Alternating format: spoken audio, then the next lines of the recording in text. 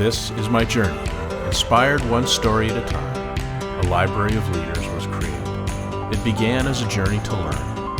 As time went on, it began to grow. All it needed was a platform, and this podcast was created to listen, to inspire, to share. I am a storyteller, and this is my journey.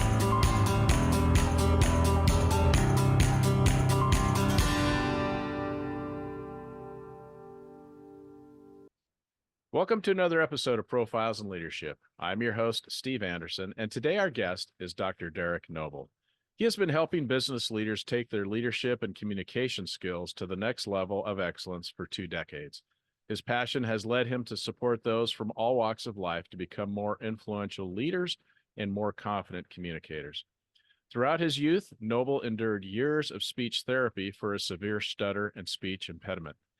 Once quoted as stating that he was the least likely person to be a professional speaker, Dr. Noble has since gone on to become an award-winning TEDx speaker, speech coach, and trainer.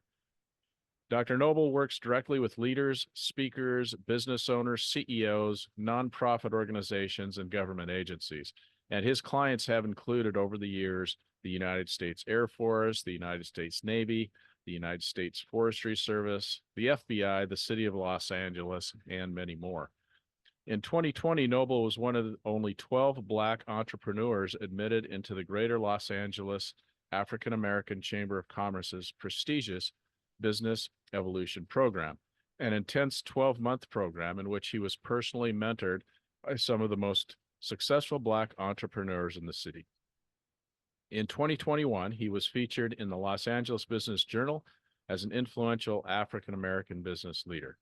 He currently serves as the featured leadership expert on Biz TV, a national broadcast network for entrepreneurs and business owners, and he hosts the Dr. Derrick Noble Show on KGGR of Dallas, Texas, the largest Black-owned radio station in the U.S.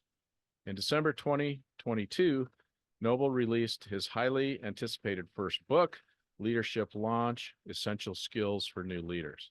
It quickly became an international bestseller and was designated as the #1 business book worldwide within just the first few weeks of distribution.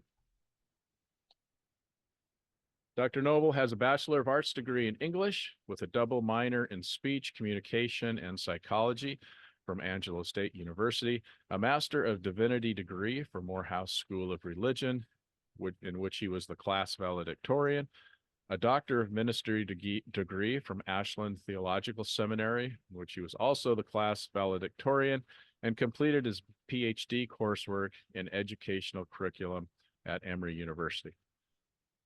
Dr. Noble is an avid fan of the Los Angeles Clippers, Lakers, and Dodgers, of classic jazz, particularly John Coltrane, Art Tatum, and Miles Davis, and also plays the jazz trombone himself.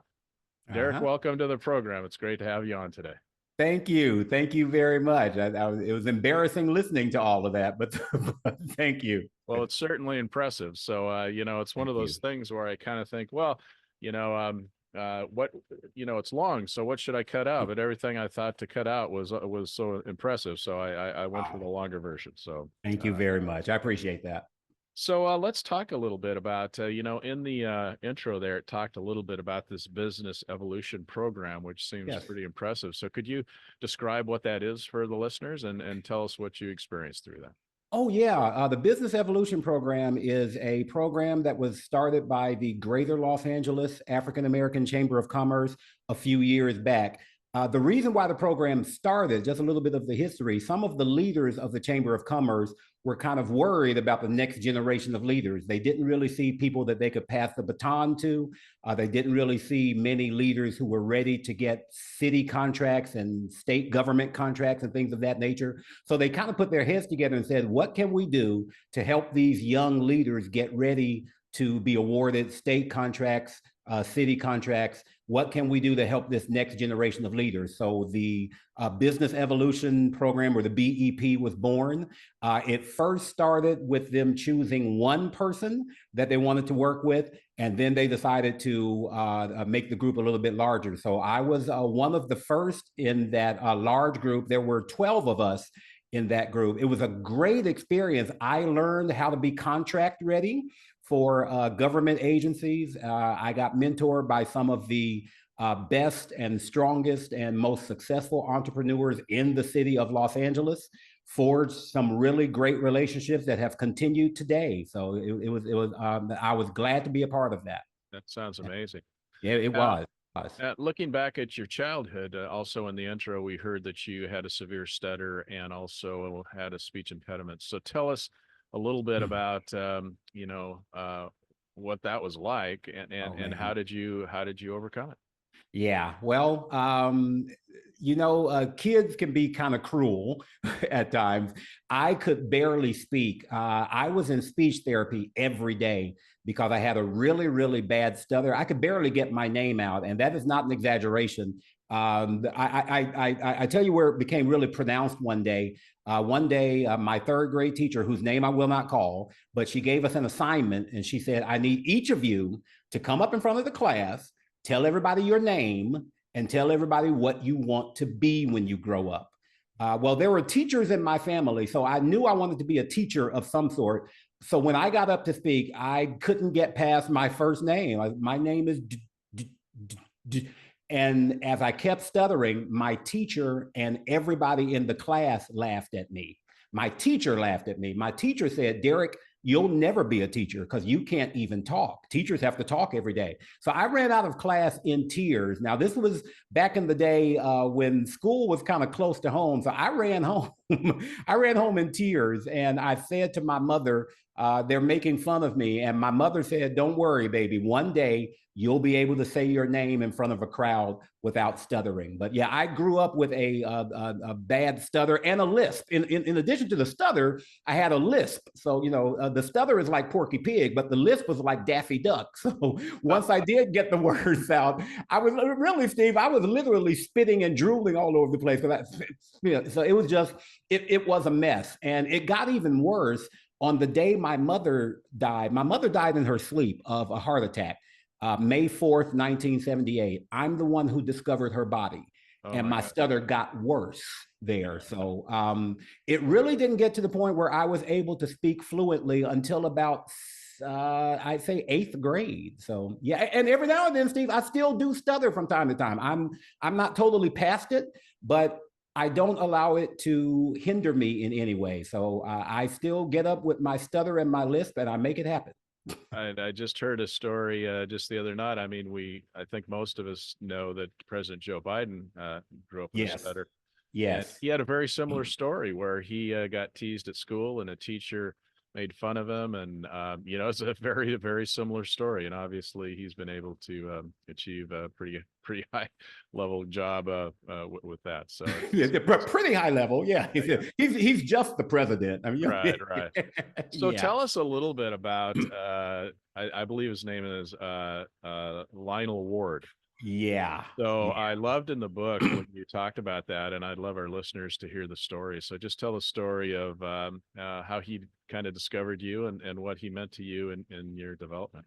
Wow. I'm first of all, thank you for asking about him. He is my biggest hero. Lionel Ward became the principal of my school when I was in the fifth grade. As I said, I had the stutter and I was kind of small. So I got picked on a lot. I got teased a lot. I did not enjoy going to recess because the other kids wouldn't let me participate, and everybody was making fun of me. So I got my teachers to allow me to stay in the library every day at recess. Instead of going to recess, I would just stay in the library by myself and read books. I love to read, but I didn't like interacting with people because I couldn't talk. Well, we had a new principal that year, and his name was Lionel Ward, a young man in his 30s. He came into the library one day while I was kind of hiding in there and reading books. And he said in his kind of gruff voice, "Who are you? And why don't I know you?" And I started to cry, as I always did anytime an authority figure spoke to me. And then Mr. Ward kind of sensed what was going on. He said, "Okay, I know why I don't know you yet, because all the kids I've gotten to know so far are the troublemakers, and you clearly are not a troublemaker. So tell me what you're doing in the library." So I told him the whole story. I don't like going to recess. I get made fun of, and I'm a stutterer. And here's what he said to me. He said, "You are more than your stutter. you obviously are a good reader. And that's my favorite type of student. So he kind of walked the library with me that day, and he got some books off the shelf that he wanted me to read. But what he did the very next day, Steve, is what scared the mess out of me, but it changed my life. The very next day, Mr. Ward's voice comes over the intercom in my fifth grade class, and he says, "Mrs. K, I want you to send Derrick Noble to my office immediately. He is going to read our afternoon announcements over the intercom today." And I was mortified. Again, I was an avid reader, but I couldn't speak.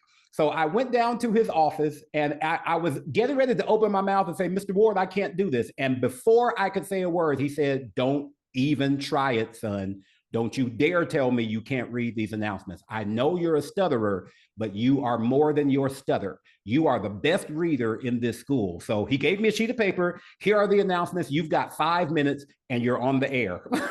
Little pressure, little pressure. He just threw me into it. And of course, Stephen, as I started reading the announcements, this is Derrick, and I started reading the announcements, and I stuttered my way through the announcements, but Mr. Ward was standing right behind me the entire time. And every time I stumbled, I looked up at him, and he smiled, and he gave me the thumbs up. So I made it through the announcements, stuttered my way through them, but I made it through the announcements. As soon as I was done, he took the microphone and said, "Boys and girls, teachers and staff, that was the voice of Derrick Noble, this school's best reader. Let's give him a round of applause." And I could hear it reverberating throughout the school building. Everybody was clapping. The same people who had just been making fun of me were now clapping for me. So Mr. Ward changed my life. He was my first example of what leadership was all about. And he took me from a scared, stuttering kid to a leader. The very next year, I was elected student council president.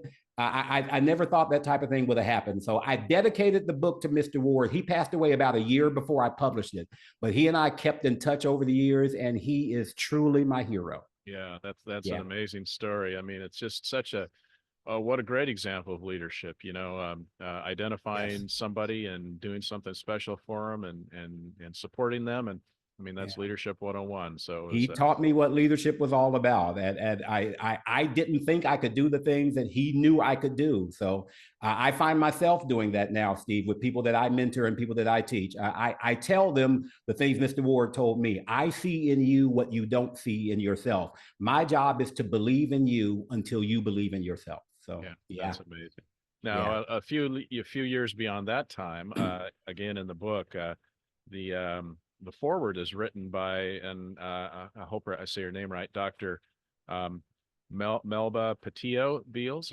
Yes. Right. Okay. Yes. And she just tell us about the first day you met her and who she is, and what impact that had on you too, because that's an amazing story as well. I love telling that story too. Thank you. I'm from Little Rock, Arkansas, born and raised in Little Rock, Arkansas. As your listeners may know, Little Rock, Arkansas was the site of school integration back in 1957. President Eisenhower federalized the Arkansas state troops, and he made it possible for Black children to integrate that school. Governor Faubus, who was governor of Arkansas at the time, had promised as a segregationist that schools in Arkansas would never be integrated. There were 9 Black students who wanted to integrate Little Rock Central High School, my high school, back in 1957. They wanted to integrate, but they were told by the governor, absolutely not. President Eisenhower sent the federal troops down to escort them into the building. One of those 9 Black students was a young lady named Melba Patillo. And so she was one of the first 9 Black students to integrate an all-white school down south. So she is a national civil rights icon. I met her, however, when I was a senior in high school. I was attending Little Rock Central, the same school that they had integrated 30 years prior. So Governor Clinton, Bill Clinton at the time was governor of Arkansas. Governor Clinton invited all 9 of those Black students to come back 30 years after they integrated the school. So I was the student body president. So it was my responsibility to greet them at the door of the school and to take them around the school and to introduce them at the school-wide assembly. Stephen, when I opened the door, the 9 of them were standing there, and Melba was out front. And I introduced myself. I said, "Good morning. I'm Derrick Noble. I'm the student council president. Welcome back to Central High School." And Melba burst into tears. And what she said to me was, 30 years ago, people tried to kill me for coming to this school. And here you are, a Black student, 30 years later, and you're the student body president. Oh my gosh. Thank you. And we just hugged and embraced. She became a second mom to me at that point. We've kept in touch over the years.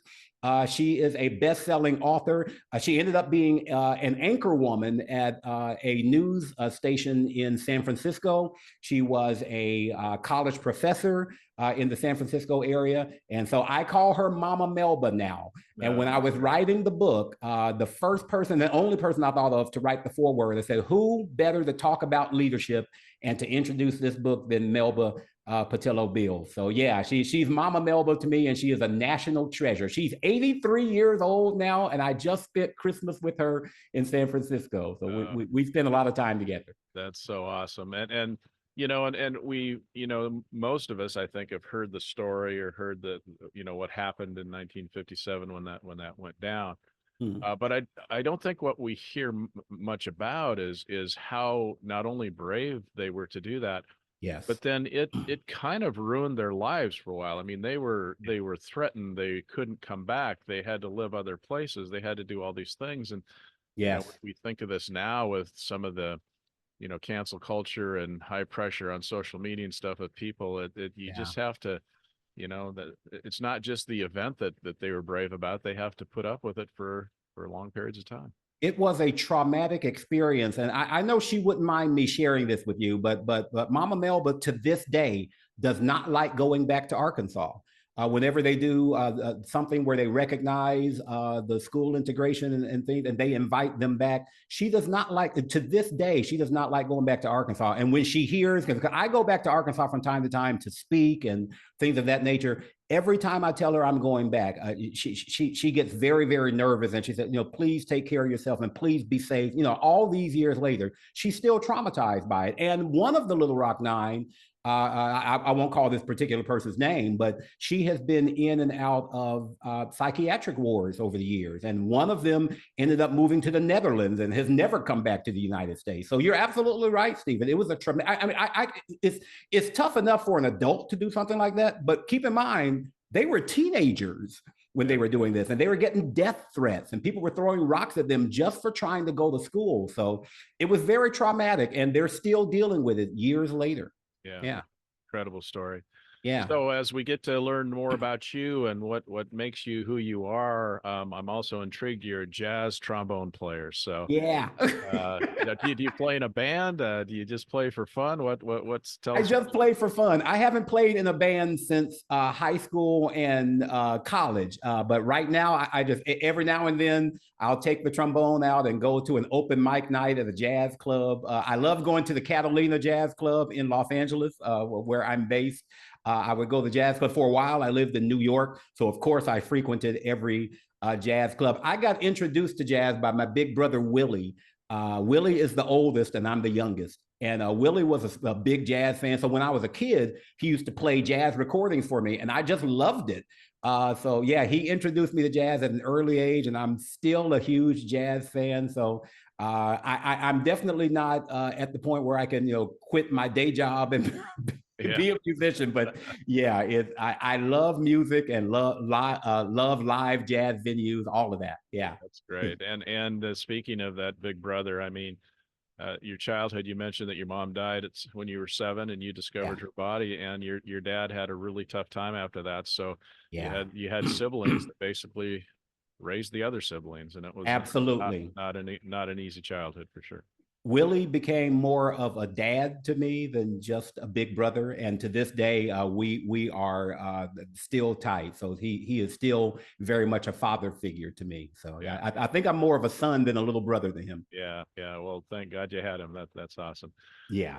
Now you also we mentioned that you wrote this book, and I'm just holding it up here so everyone can see it. Leadership Launch, and you know, that's I'm always intrigued when people write books, and it's a good one. I read it and got a lot out of it. So tell us a little bit about you know, why write the book, and what message are you trying to get out to people when you put your thoughts down on paper like that? Good point. I have been a leadership coach for many years now. I first started within an organization, and then after that, I just kind of launched my own consulting firm. So I have taught leadership skills one-on-one as a coach with CEOs. I still do that. I do a lot of executive leadership coaching. I've also been brought in over the years to do leadership training for organizations. And you mentioned some of the organizations I work with. The reason why I wrote the book was because something that I kept hearing as I was doing this leadership training, I kept hearing the big difference between new leaders and seasoned leaders. And with the seasoned leaders, I noticed that many of them were kind of at the burnout stage, and many of them were kind of jaded. Whenever I would talk about leadership skills, they would say things like, well, yeah, but I've been doing this for 25 years. And, and they just started moaning and groaning. But I noticed a different type of hunger with those who were new to leadership. Not saying that seasoned leaders are bad people, but those new leaders were really hungry for some things. And so I had a lot of new leaders pull me off to the side and say, okay, Derrick, I just started. What should I do first? They said, I really haven't been trained, and they didn't really teach this to me in my business program. Where do I start as a new leader? So I just sat down one day, Stephen, and just started making some notes. And I asked myself, if I were a brand new leader and I had the opportunity to sit down and speak with a leadership,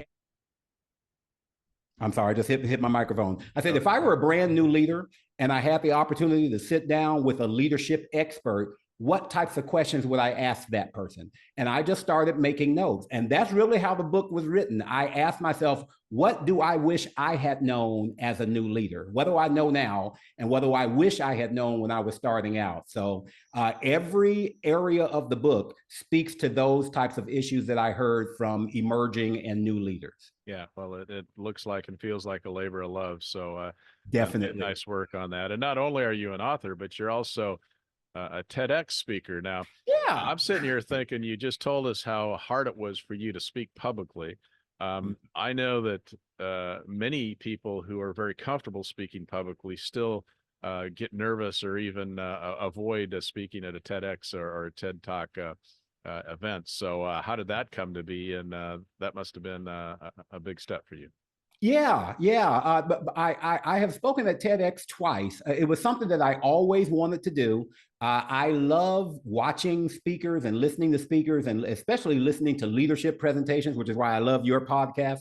For the very first time, TEDx was sponsoring something at a University of Arkansas in Monticello. Arkansas is home for me. So I saw online that they were advertising, they were asking for speakers to apply. So I applied and I was selected. But a major thing happened right around the time that I was supposed to deliver that TEDx talk. The world shut down because of a little thing called COVID. It was supposed to be hosted at the University Auditorium, which seats nearly 2,000 people. 3 days before the event was supposed to take place, the national shutdown went into place. So they reached out to us and said, we are not going to have the public TEDx event. If you still want to speak, you can come and speak, but you will be speaking in an empty auditorium with a skeleton crew of about 5 cameras. So they had 12 speakers, Stephen. 6 of them dropped out.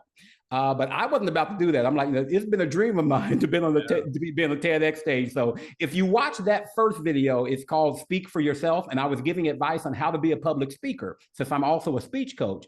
But it was delivered in an empty auditorium.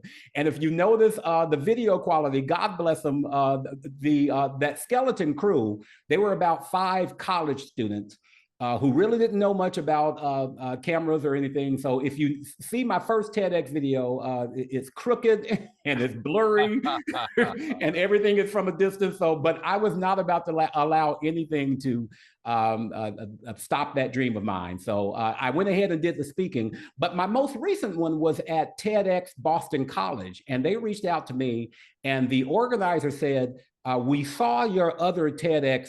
Would you like a do-over? Okay. It was some good information, but the video quality was pretty bad. So they asked me to do a presentation on leadership. And specifically, they asked me if I could talk to leaders about how to overcome adversity. So that's what happened with that. So that's the most recent one. That was about a month ago, so it's still fresh. Oh So, yeah, and then it's very well done, and you look like thank a you. professional on that. So that's awesome. Thank you. Thank you. So, one of the lessons in your books that in your book that you talk about is create shortcuts to effectiveness. So, why is that so important? Tell us what you're trying to get at there.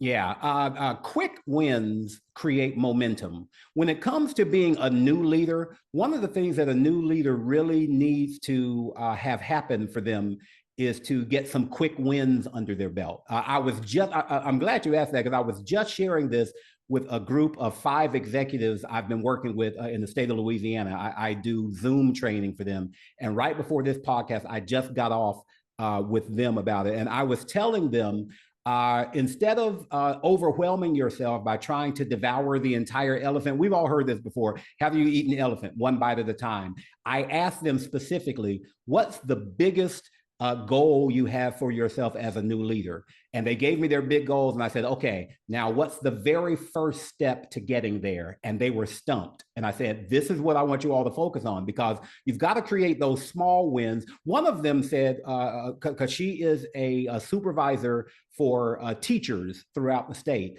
And she said, we have a lot of teachers who need to improve their in-classroom skills. And on top of that, they have some really junky classrooms and it's really unorganized. I said, okay, so here's where we start. Start with showing them how to get rid of the things in their classroom that they no longer need, and show them how to get rid of the junk, and then show them how to organize their classroom. Before we turn them into the world's greatest educators, let's start with something small. And what that does, it does something for the people you're leading. It helps them to get some quick wins. But as a leader, it helps you as well, because when you do something small and you do it well, that creates momentum for the next task. So when the next task comes along, you won't be nearly as worried or scared or nervous. So rather than trying to change the world all at once, break it down into bite-sized pieces, and each victory will give you encouragement along the next step. So that's what I talk about in the book. Find out what those quick wins could be. And a good way to find what those quick wins could be, Steve, is for, if you're a new leader, talk to your direct supervisor, whoever your supervisor is. Talk to your supervisor and ask them, what is the most urgent task you believe I need to accomplish as a leader? And that will give you a clue as to where you can start. So, but a lot of leaders overwhelm themselves because they try to do too much at one time. Yeah, no question. And sometimes you just need to get moving. You just need to, Yes. sometimes I say, people wait till, their idea is perfect or whatever. And sometimes you just need to get going. Absolutely. You can use the phrase, sometimes you have to shoot before you aim. Just exactly. Going, so anyway. Yeah. So I like to say that sometimes you need to jump off the cliff and grow your wings on the way down. Yeah, there you go. Same deal. Yeah. So describe the difference you talk about in the book between being aggressive and being assertive. Oh, good. When it comes to communicating with people, there is, I like to draw like a continuum. On one end, there is aggressiveness. On the other end, there is passivity, and right in the middle is assertiveness. And here's the difference between the three. To be passive is to allow people to take advantage of you, or to allow people to push you around, or to allow people to intimidate you. Now, you don't want people to intimidate you, but you don't want to go to the other extreme as a leader as well. Some people go to the other extreme, which is aggressiveness. Aggressiveness is when you're looking for a fight.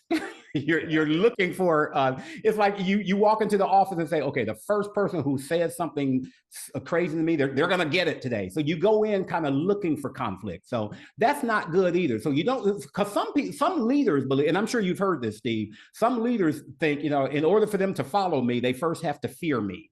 Yeah. So I've heard that before, and that is such terrible advice. Absolutely.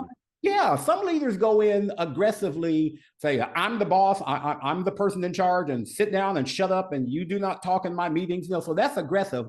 So you don't want to do that, but you also do not want to be a pushover, because you are the leader, and everything rises and falls with you. So you can't be a pushover, you can't be aggressive. The middle line is assertiveness, and I define assertiveness as this: speaking your mind with clarity, honesty, and professionalism. CHP, and I've turned it into an acronym, CHIP, okay, chip it up, okay. To be assertive means I'm going to be clear with you. And I'll give you an example. I was talking to a leader not too long ago who said, my employees come to work late. Derrick, what should I do about that? Because they consistently come late. And I said, what does on time mean for you? He said, well, we start work, the office opens at 9 o'clock. I said, that's not an answer. I'm going to ask you again. What does on time mean to you? Does that mean that they need to pull up at 9 o'clock and then walk through the door? Or do they need to be there at their desk ready to work when 9 o'clock comes? He said, well, I guess that means I need them at their desk ready to work at 9 o'clock. I said, okay. So what being on time means is get there at 8:45 so you can come in and take off your jacket and get your coffee and turn your computer on so that when 9 o'clock comes, you're at the desk ready to work. That's what clarity is all about. To be an assertive leader, you have to be absolutely clear about your expectations of the people that you follow. But the H stands for honesty.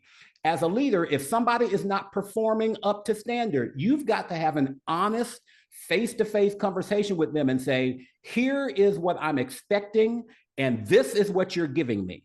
So what you're giving me is not what I'm expecting. I need you to do this, this, and this in order to turn it into what it should be. So you've got to be able to have those honest conversations. You can't let things slide because, again, you're the leader. So if the team doesn't perform, you know, if we could use an athletic metaphor, if the team is underperforming, typically what's the first move that the office makes? They fire the coach.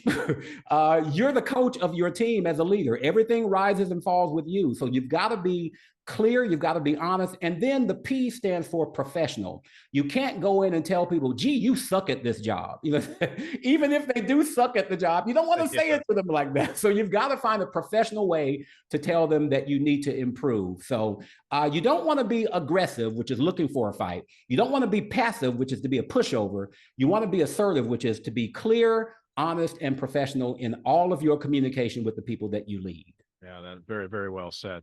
You Thank know, you. and into the book as well, you know, each chapter ends with a section that says wrap up, chapter implementation tasks, and then chapter reactions.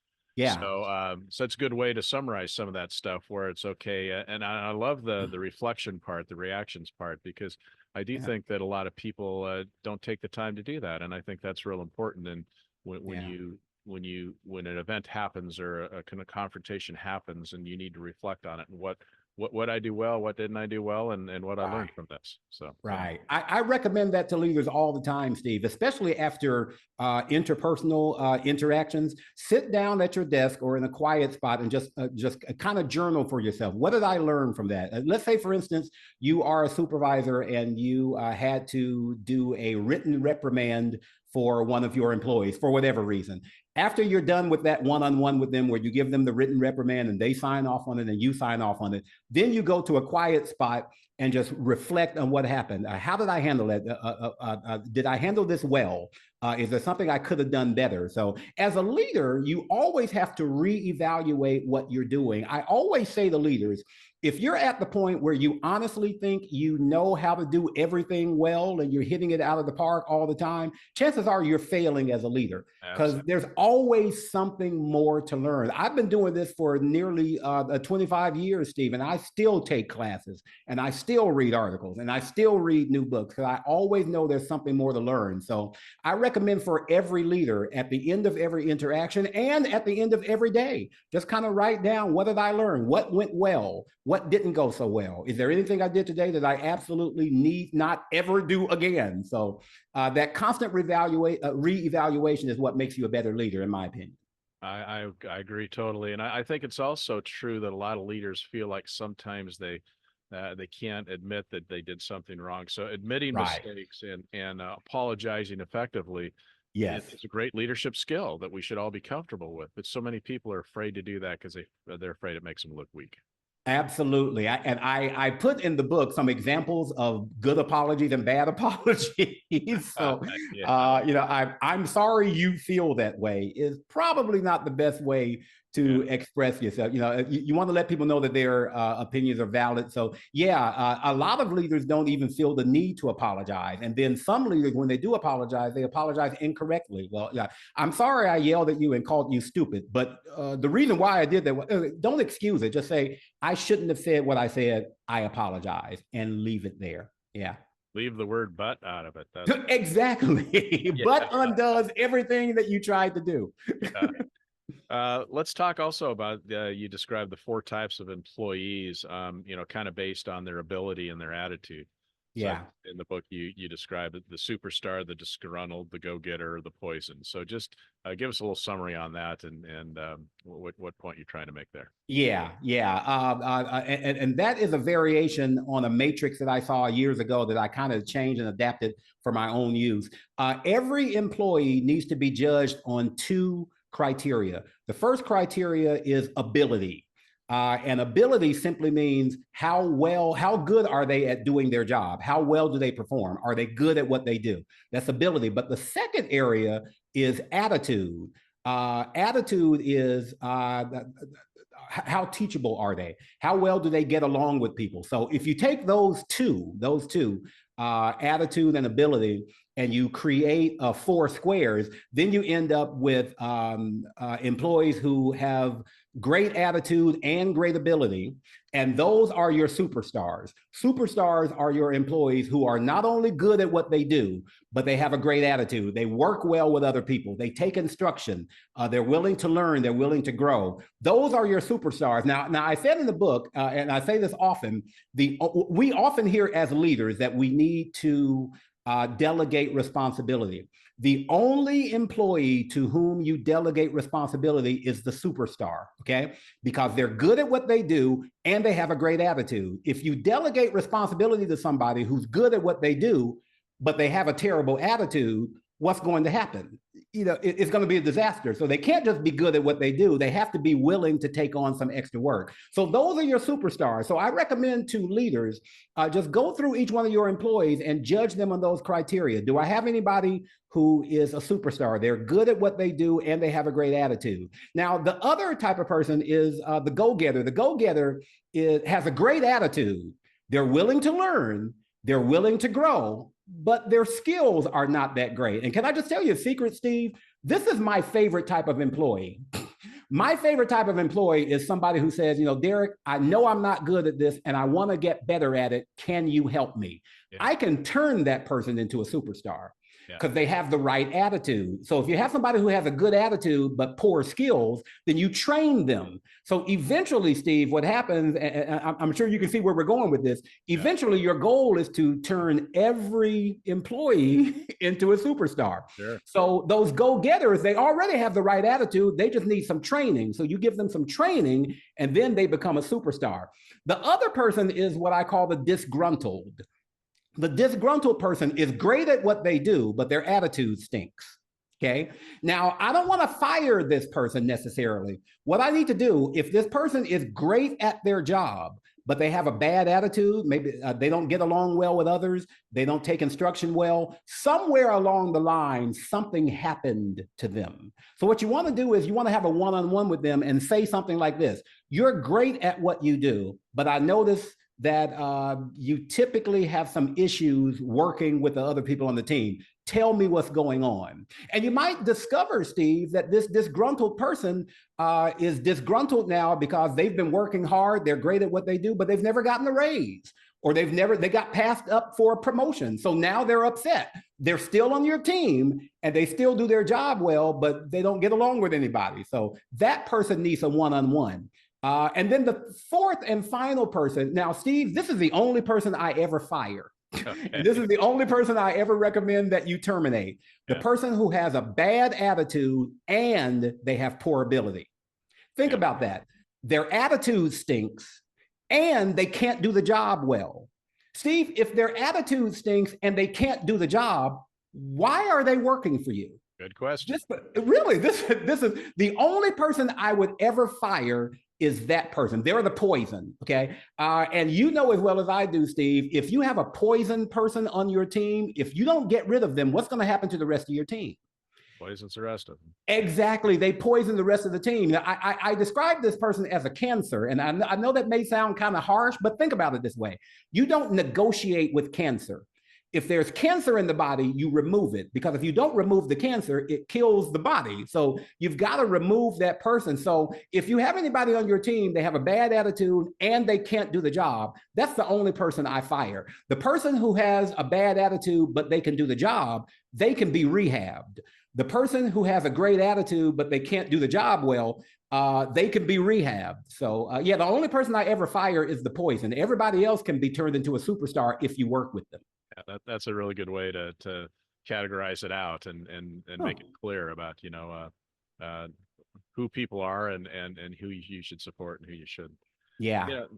Another thing in the book that you spent some a whole chapter on, which I think is interesting because a lot of people don't address this, is the stress that goes along with leadership. And wow, you know, I mean, it's you know, in clients that I work with, it's often the overwhelm is kind of the big issue, and overwhelm creates stress. And so, you know, it's easy to say, oh, just relax and, you know, don't take it so seriously or whatever, but there's more to it than that. So you dedicate a whole chapter to it. So tell us a few things about how you think you can deal with stress when it's related to the leadership position. Oh, yeah. Well, first of all, the reason why it wasn't going to be an entire chapter, it was going to be a couple of paragraphs on stress. But the reason why I turned it into a chapter, Steve, was when I was doing my research, I reached out to friends of mine who are leaders. Some of them were government leaders and some were school leaders. I mean, leaders from all walks of life. And I asked them a simple question, Steve. I asked them this on my social media channels and on my cell phone and all. I asked them, how do you deal with stress as a leader? I polled 103 leaders, Steve. Only 10 of them came back and said, I have a definite plan for dealing with stress and making sure that I don't get overwhelmed and making sure that I don't get burned out. And that hurt me. In other words, most leaders know that stress is harmful, but they don't know how to address it. So my friends who didn't respond to me, what they finally said was, Derrick, I didn't give you an answer because I don't know the answer. I want to read your book to see what the book says about it. So, so not too many leaders really know healthy ways to deal with stress. So I'll just give you a couple of them. First and foremost, in the book, I make this number one: sit down with a licensed therapist. There is absolutely nothing wrong with sitting down with someone who can help you unpack your drama and your trauma. We have this stigma, especially those of us who are in leadership, that we're not supposed to need any help. And I'm the person that people come to for help, so I shouldn't need any. And nothing could be further from the truth. Everybody needs to sit down with somebody who can help them to process things that they've gone through in their lives. So I first and foremost recommend to leaders, you need to have a regular session with a therapist on a regular basis, just to help you to address some of these things before they become specifically hazardous to your health. So another thing that I recommend, in fact, I was just talking about this. I did a 2-day lecture for, interestingly enough, a group of pastors. They brought me in to lecture on stress. These are church leaders, and they brought me in to do a lecture and a presentation on stress. And I said to them, the average adult needs 7 to 9 hours of sleep. But I did my research. Guess how much sleep the average pastor gets? 4 to 5 hours. Now think about that. Yeah. The average adult needs 7 to 9 hours of sleep. Leaders are getting 4 to 5 hours of sleep. That's a recipe for disaster. Absolutely. So in addition to seeing a professional, we need to get the kind of rest that we need, and we need to not feel guilty about saying no. You cannot change everything and fix everything overnight. You need to learn to set boundaries, and you need to learn to be firm about that. Another thing that I tell leaders to do, find your hobby, rediscover your hobby. For me, it's jazz music. For other people, it might be fishing. For a couple of people, it might be shopping or traveling. Whatever the case may be, you need to get your calendar out. And I do this with leaders all the time. Get your calendar out, and I want you to schedule time in to indulge in your hobby, just like you would schedule a staff meeting. schedule time. Okay, Friday at 2 o'clock, I'm going bowling. And you've got to schedule it, and you've got to stick to it and be willing to do that. So there are a whole lot of other things that I could talk about. I could be here for 2 hours talking about that, but stress is a big issue that we really need to address with leadership. Well, and just the fact to identify it, label it, and then come up with some kind of plan to deal with it. So right. Another thing that resonated with me too, which I agree with 100%, is to be a good leader, you just have to be a skillful communicator. Yes. And understanding personality types and understanding what language resonates with this person and that person, and understanding that, I think, is really key to being a good leader. Yeah, I learned that lesson the hard way years ago when I was a coach. I was helping to coach a little league team. I walked up to one of the kids on the team and said, "Come on, man, focus, get your head in the game." And he said, "Okay, coach," and he ran out there and did it. I said the exact same thing to another kid. "Come on, kid, focus, get your head in the game." And he started crying. "Why don't you like me?" And that wasn't his fault. That was my fault. Where I failed was I didn't realize that different people need to be led in different ways. Absolutely. My job as the coach was to get to know that person, to know how to motivate them. So communication skills are essential. I think I mentioned in the book, I forget the exact percentage, but I think it's like 91% of American workers feel that their supervisor is a poor communicator. Yeah. It was either 91 or 92. They feel their supervisor is a poor. Now think about that. 91% of American workers say my boss does not know how to communicate well. That's an epidemic. That's a pandemic. That's horrible. So leaders need to understand communication skills are essential. You may know where to take the organization as the leader, but if you don't know how to articulate that in a way that inspires and motivates people, you're going to fall flat on your face. I often say when it comes to leadership, leadership and communication go hand in hand. If you're a poor communicator, you're going to be a poor leader. A lot of leaders, for example, one thing that I often teach leaders is that the actual words you say are the least important part of your message. Words are the least important part of your message. What's more important are your tone and your body language. I often tell people, you can say "I love you" the wrong way. Let's say, for instance, and you know where I'm going with this, Steve. Your significant other comes to you and says, "You know what? You haven't told me you love me lately." So you're like, "Sweetheart, you're right. I love you." Okay. Now, here's the other way. "You haven't told me you love me lately." "I love you." Okay. Same words, totally different message, right? Yeah. See, a lot of leaders do not understand it's not just what you say, it's how you sound and how you look while you say it. Do you look unapproachable? Does your body language say "don't mess with me"? Does your tone say "I'm unapproachable"? So I often work with leaders who say, "Derrick, I said what needed to be said. What's the problem?" And my response is, the problem was the way you sounded and the way you looked when you said it. So communication is not just about words, it's about body language and tone. So leaders I recommend to leaders, read some articles on communication skills. Take a class with somebody like me who teaches that type of stuff. How to be a better communicator, not just verbal communication, Steve, but also written communication. Because those 91% of the workforce who said my boss is not a good communicator also said my boss is terrible when it comes to emails and their grammar is atrocious. So all of that makes a difference. Yeah, communication is key. Yeah, absolutely. Yeah. And I think that also, I've had clients say, I presented this idea, and only a few people in the room got it, and the rest of them looked at me like I was crazy. And I try to tell them that's because they're hearing different language based on their personality type. So you might have to say the same thing 4 different times. Absolutely. Absolutely. What was it? Harvard? Maybe you'll remember this. I think it was Harvard. It was either Harvard Business School or Harvard Medical School. I forget which one it was, but one of them said the average adult needs to hear something 7 times before it registers the first time. Yeah. So just when you're getting tired of repeating yourself is when most people are finally catching on. So communication also, you're absolutely right. Sometimes you need to deliver the message again and again and find different ways to say the same thing so that everybody walks out of there. I always say, as a communicator, your goal is to make sure that everything you say or write is understood.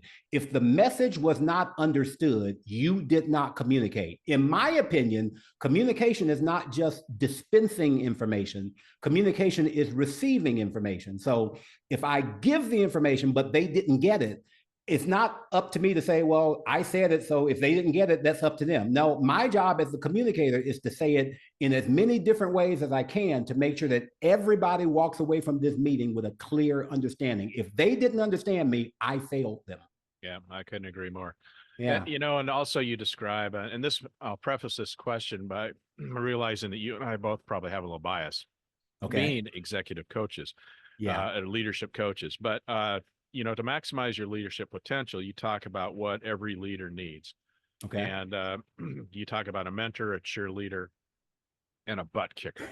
So, so talk about that a little bit. And so if I'm a leader, you know, how do I find these people, or who are these people? Good question. Good question. And I'll answer that last question first. The way you find these people is that you invite them to become a part of your life. You observe what they do. And I'll start with the definition of a mentor. My definition of a mentor, the Derrick Noble definition of a mentor, is somebody who has already successfully done what you are attempting to do. And secondly, not only have they already successfully done it, but they're willing to spend time with you and show you how they did it. That's what Mr. Ward was for me. My principal that we talked about earlier. Yeah. He was good at what he did, and he was willing to take time and teach me how to do it. That's what a mentor is. A mentor is somebody who is great at what they do, and they're approachable, so they're willing to share with you. So I tell leaders the best way to find a mentor is to get clear about the type of leader you want to be. What type of leader do you want to be? And then you seek out people who do that. And there are lots of ways to do this. You can just observe people on the job, or you can go to networking events. That's a real good way to do it. Join the Chamber of Commerce. Go to some of these networking events and listen to speakers, listen to presentations. Again, after you hear somebody give a presentation or you watch them do what they do, you have to know what type of leader you want to be so you can know whether or not to approach that person. So I just say, go up to them and say, hey, you're the type of CEO that I've always wanted to be. Would you be willing to spend some time with me? And sometimes they'll say no. Sometimes they'll say yes. You just keep asking. So a mentor is somebody who has done it and they're willing to show you how to do it. A cheerleader, which is the second thing that everybody needs, a cheerleader is the type of person who is so willing to encourage you that they will not let you quit. They will not let you give up. They'll not let you say negative things about yourself. A cheerleader, Steve, is the type of person who, even if you're not very good at it, they still applaud for you because they know that if I keep applauding for this person, eventually they'll develop some self-confidence. The humorous way I like to present it is, you go to those school assemblies, those of us who were parents, you go to school assemblies and you hear the kids sing, and that kid who does the solo who really can't carry a tune in a hefty bag with handles. but somebody walks up to that kid, you sound just like Whitney Houston. Oh my gosh, you have a voice like, they were terrible, but you tell them how great they were because you see their potential. That's what a cheerleader is. Every one of us needs a cheerleader in our life. Mr. Ward was my cheerleader. Mr. Ward said, I know this kid can't talk, but I see potential. So I'm going to keep encouraging him until he becomes that way. So we need a mentor. We need a cheerleader. The third person is probably one that we need the most, but the one that we want the least. And that's a butt kicker. And a butt kicker is somebody, now when I share this with the military, I kind of use different language, but a butt kicker is somebody who is willing to look you in your face and tell you the uncomfortable truth about yourself. Okay. I'll give you a really good example. I had a butt kicker when I was a young executive. He was in his 50s, about to retire. I was in my 20s, just starting. And so he was willing to spend some time with me and talk to me about some things. He noticed something in my personality. He noticed that whenever things got tough, I started talking about quitting. I said, well, I'm an educated man. I don't have to put up with this. I can go work somewhere else. And he just grabbed me, not physically, but he kind of metaphorically grabbed me by the collar and said, stop being a punk. He said, either suck it up and be a leader or quit, but stop calling me complaining all the time. And he walked away from me. Steve, I was pissed. I'm like, I'm from the hood. This man just called me a punk. Those are fighting words. But you know, the reason why I was so upset with him, Steve, was because he was absolutely right. He saw in me a fatal flaw. He said, when things get tough, you quit. And you'll never be a good leader if you keep doing that. So suck it up, stop being a punk, be a man, grow a pair, and deal with it. And I was mad at him for 2 months, but he helped me to become, I would never be the leader I am today were it not for Dr. Sampson. He's passed away now, but Dr. Sampson was my butt kicker. So we all need one of those people in our lives. Absolutely. And then it also makes me think too, as leaders ourselves, if you can sponsor somebody, yes. Go back to Mr. Ward, you know, he put his reputation and his whole, you know, what people thought of him on the line when he sponsored you into that position. And so, you know, you can't do it recklessly because then it does hurt your reputation. But if there are people that need a sponsor, somebody to put them in front of others and risk your reputation for that, that could make a heck of a difference, just like it did for you and Mr. Ward. So very much so. He often told me the reason why Muhammad Ali became the greatest was because he called himself the greatest even before he was. There you go. I love that lesson. And one final thing about the book too that resonated with me too was being a master delegator. You know, I think a lot of people are afraid to do that, or they always think they can do it better themselves, or whatever. And I always prided myself in being a pretty good delegator. So I believe in that wholeheartedly. So that's part of leadership. That you gotta find ways to empower people and delegate some things and help them learn and grow. And they can only do that if you delegate important things to them. Absolutely. Absolutely. And again, going back to who your employees are, not everybody is a candidate for delegation. The only people to whom you delegate are superstars. If you delegate to anybody else, it's going to fail. If you delegate to somebody who's not skilled, it's going to fail. If you delegate to somebody who has a bad attitude, it's going to fail. They have to have the skill and the attitude. So once you figure out who they are, by all means. Oh, and by the way, those superstars, when you delegate responsibility to them, they become even better leaders because what they say is, finally, Steve recognizes how good I am. And finally, he's given me some more responsibility. So they rise to the occasion even more because now they know that you believe in them. Yeah. Absolutely. Yeah. You know, Derrick, at this, in anticipation of our discussion today, sure. Is there anything that I haven't asked or I haven't covered that you want to be sure and get in the program today? Actually, I think you covered everything well. I was hoping you would ask me about two people, and you did. You asked me about Mr. Ward, and you asked me about Dr. Melba Beal. So I was really glad that because I love talking about them everywhere I go. So I'm glad you did that. And I want to thank you for doing your, I've done a lot of podcasts, and you can tell the person knows nothing about you and they haven't read anything about you. So you do your homework. That's why I love your podcast. So you're always so prepared. Thank you. Thank you so much. I appreciate that a lot. No problem. You know, at this point in the interview, I always ask my guests the same common question. And that question is, in relation to leadership, what is a pearl of wisdom you could leave us with today? Resist the temptation to be the answer man or the answer woman. Don't think that being a leader means that you have to have all the answers. The best leaders are those who know they don't have all the answers and they're honest about that, but they're willing to seek the answers out. So I hope people learned that lesson before I did. It took me a few years to get that. I don't have to know everything in order to be an effective leader. An effective leader is honest enough to say, I don't know. That's a very good question. Let's find the answer together. So you can lead without being a know-it-all.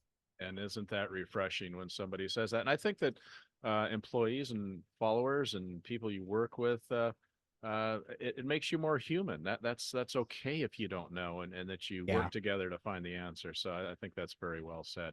Absolutely. You know, one of the things that we didn't talk about, but I feel so strong about is I think storytelling is a great leadership skill, and Yeah. you're a great storyteller. When I think Thank back you.